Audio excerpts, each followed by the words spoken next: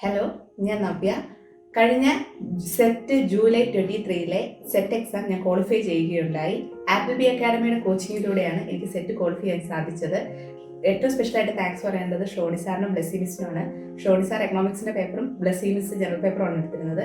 Class തുടങ്ങുന്ന സമയമായപ്പോൾ തന്നെ സാറ് ഡീറ്റെയിൽഡ് ആയിട്ട് വീക്ക്ലി പ്ലാനുകളും മോക്ക് ടെസ്റ്റിനെ കുറിച്ചൊക്കെ പറയുണ്ടായി. ഞാൻ B.Ed ഫൈനൽ ഇയർ ചെയ്തുകൊണ്ടിരിക്കുമ്പോഴാണ് സെറ്റിന് വേണ്ടി ആപ്പിൾ ബിയിൽ പ്രിപ്പയർ ചെയ്തുകൊണ്ടിരുന്നത്.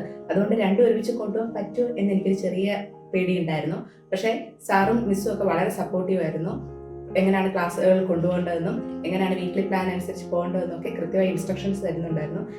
രണ്ട് രീതിയിലാണ് ആപ്പിൾ ബി അക്കാഡമി സെറ്റിലെ ക്ലാസ് ഞങ്ങൾക്ക് അറേഞ്ച് ചെയ്തിരുന്നത്.